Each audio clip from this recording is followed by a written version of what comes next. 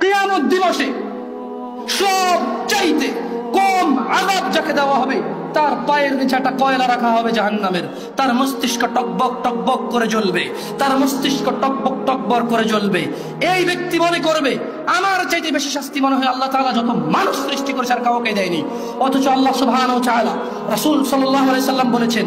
এর চাইতে নিম্নমানের শাস্তি আর কাউকে দেওয়া হবে না, যার পায়ের নিচে শুধু একটা কয়লা রাখা হবে, তার মস্তিষ্ক টকবক টকবক করে জ্বলবে। আল্লাহ সুবহানাহু ওয়া তাআলা বলেন ইউবাসসিরুনহুম, ও মুহাম্মদ সাল্লাল্লাহু আলাইহি সাল্লাম আপনি দেখবেন অপরাধীরা যারা ঘুষ নিয়ে ব্যস্ত, সুদ নিয়ে ব্যস্ত, জিনা নিয়ে ব্যস্ত, মদ নিয়ে ব্যস্ত, জুয়া নিয়ে ব্যস্ত, মিথ্যা নিয়ে ব্যস্ত,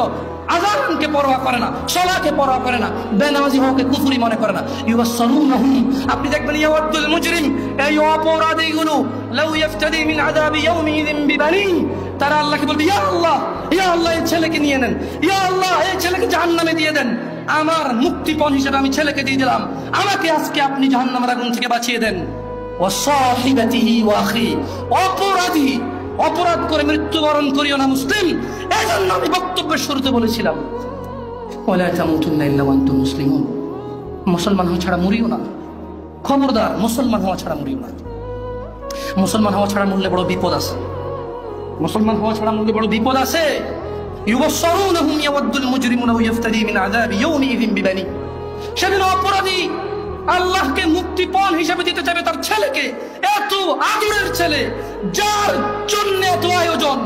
যার আকিকায় 10টা গরু জবে হয়, যার জন্মদিনে সিনেমার নায়ক নায়িকা এসে অংশগ্রহণ করে, যার জন্মদিনে কোনো মসজিদ মাদ্রাসায় সে দান করে, যে খুন করে আসলে সে বলে আমার ছেলে নির্দোষ, সবচেয়ে বড় উকিলকে হায়ার করে। এত আদরের ছেলে, যেই ছেলে 7 খুন করলে মাপ, যেই ছেলের জরিমানা দিতে দিতে বাপ কখনো অসন্তুষ্ট হয় না, এই এত আদরের সন্তানকে পরিস্থিতি কি হতে পারে একটু ভাবো মুসলিম। মা নিজের মেয়েকে এভাবে ব্যবহার ছেড়ে দেবেন না। আপনি বাবা, আপনাকে বলছি ভাইয়া, চাচা, যদি খালি অপরাধী হয়ে মরো তবে শুনো সূরা মাআরিজে আল্লাহ বলছেন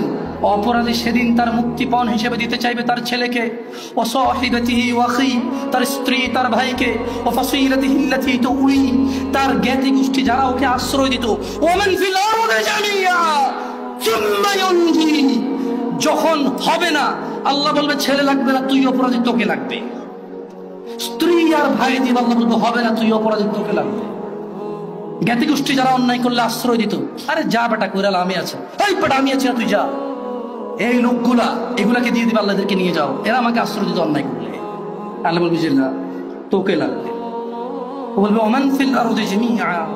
অতঃপর সে বলবে ইয়া আল্লাহ জমিন আর জমিনে যা কিছু আছে, সুম্মা ইউনজি, এই জমিনটা পুরো এই পৃথিবীতে যা আছে সব নিয়ে নেন, সুম্মা ইউনজি, অতঃপর আমাকে নাজাত দিয়ে দেন। যেই রব আহ্বান করে বলে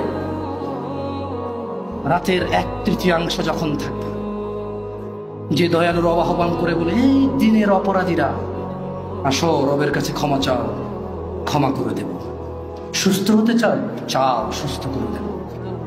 জান্নাত চাও চাও দিয়ে দেব। এত দয়ালু রব যিনি বলে বান্দা তুমি জমিন থেকে আকাশ পর্যন্ত গুনাহ নিয়ে আসো, আমি রব জমিন থেকে আকাশ পর্যন্ত দয়া নিয়ে আসবো, আমার সাথে শিরিক করো না। এত দয়ালু রব সেদিন ওই অপরাধী হয়ে যদি মারা যান, তাহলে এত দয়ালু রব যিনি মানুষের হৃদয়ে ধুলা কণা এর চাইতে কিছু একটা ছোট্ট, বোঝা যায় না, বলা যায় না, ভাষা নাই, কিন্তু কিছু একটা ছোট, বাস এর ছোট আর কিছু নাই, এটা বলা যায় না নাম, হৃদয় ঈমান থাকলে জান্নাতে দিবে, এত দয়ালু সুবহান আল্লাহ।